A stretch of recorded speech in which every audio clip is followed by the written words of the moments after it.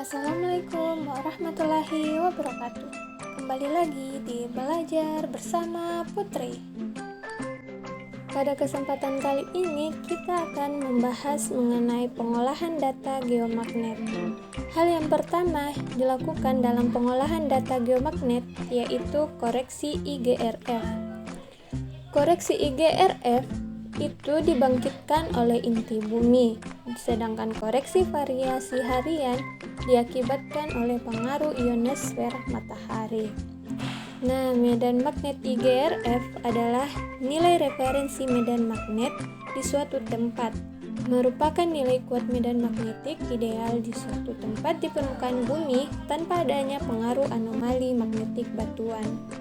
Berikut merupakan gambar medan magnetik bumi lengkap dengan IGRF tahun 2005. Harga IGRF di setiap tempat di permukaan bumi ini bervariasi, maka dalam melakukan pengukuran perlu dilakukan penentuan posisi pengukuran dengan menggunakan GPS, supaya data yang diperoleh dapat dikoreksi. Harga IGRF ini diperbarui setiap 5 tahun dan yang dipakai saat ini adalah IGRF 12. Koreksi IGRF dapat dilakukan melalui alamat situs berikut. Ketika kita membukanya, maka akan muncul tampilan seperti berikut. Pada kolom koordinat, silahkan menentukan lintang pada kolom latitude dan bujur pada kolom longitude. Kemudian, masukkan nilai-nilai koordinatnya dalam bentuk derajat desimal. Pada kolom elevation, pilih elevasi GPS atau mean sea level. Setelah itu, masukkan nilai elevasi ke dalam kolom elevasi. Tentukan pula satuan yang digunakan, apakah menggunakan kilometer, meter, atau kaki. Pada kolom model, pilih IGRF 1590 sampai 2009. Setelah itu, pada kolom start date dan end date, masukkan waktu dimulainya dan berakhirnya pengukuran. Setelah itu, pada kolom step size, isikan 1,0. Pilih format hasil yang dihasilkan pada result format, berupa HTML, XML, atau CSV. Kemudian klik calculate untuk melihat hasilnya. Setelah itu, tampilannya akan seperti gambar berikut. Sebagai contoh, untuk kota Makassar pada koordinat 5 derajat 11 menit 24 detik lintang selatan dan 119 derajat 43 menit 12 detik bujur timur pada elevasi 0,0 meter diperoleh hasil deklinasi 1,5199 derajat dengan pergantian per tahun 0,0323 derajat per tahun. Inklinasinya yaitu negatif 27,3066 derajat dengan pergantian per tahun 0,0769 derajat per tahun. Intensitas horizontalnya yaitu 38.351,8 nt dengan pergantian per tahun 3,0 nt per tahun. Komponen utaranya yaitu 38.338,3 nt dengan pergantian per tahun 3,6 nt per tahun. Komponen timurnya yaitu 1017,3 nt dengan pergantian per tahun negatif 21,5 nt per tahun. Komponen vertikalnya yaitu negatif 19.800,5 nt dengan pergantian per tahun 63,7 nt per tahun. Medan totalnya yaitu 43.161,6 nt dengan pergantian per tahun negatif 26,6 nt per tahun.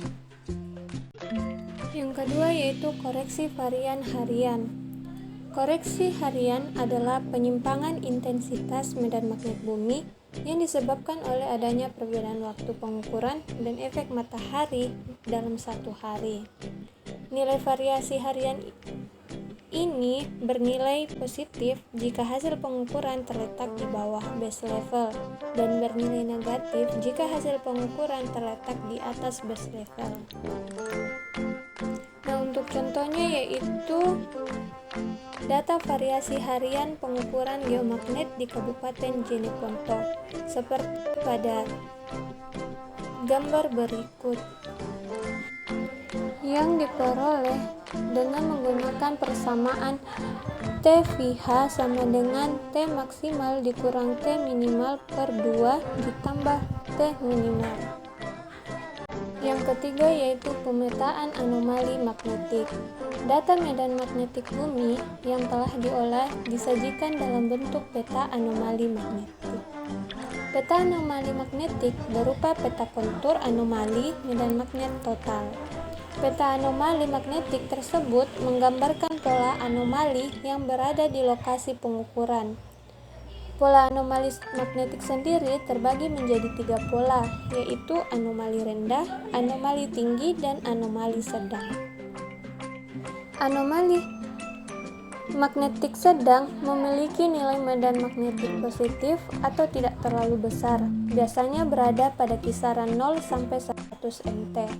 Batuan yang berada pada anomali magnetik sedang memiliki suseptibilitas positif namun tidak terlalu tinggi. Batuan jenis ini digolongkan ke dalam paramagnetik.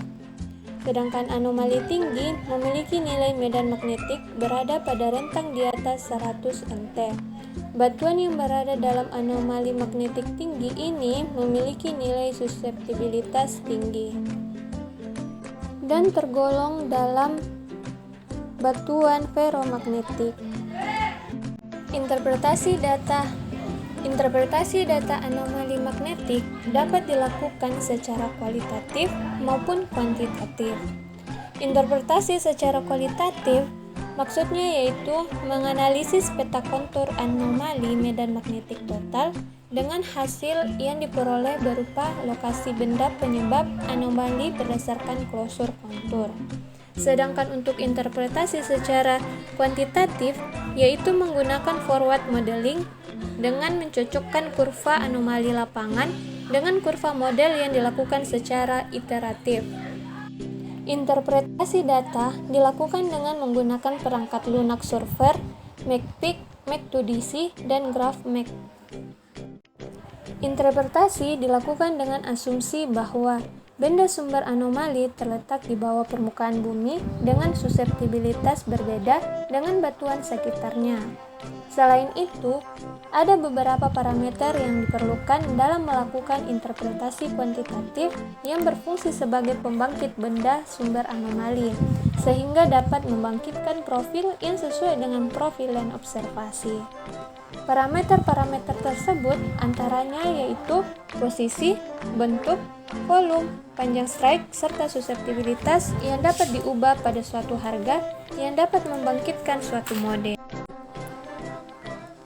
Parameter lainnya adalah lintasan profil atau lintasan garis penampang diukur searah jarum jam terhadap utara geografis, deklinasi, inklinasi, dan intensitas medan utama bumi atau IGRF. Berikut adalah tabel nilai suseptibilitas batuan dan ore. Baiklah, cukup sekian dari saya. Sampai bertemu di materi-materi berikutnya. Wabillahi taufiq wal hidayah. Wassalamualaikum warahmatullahi wabarakatuh.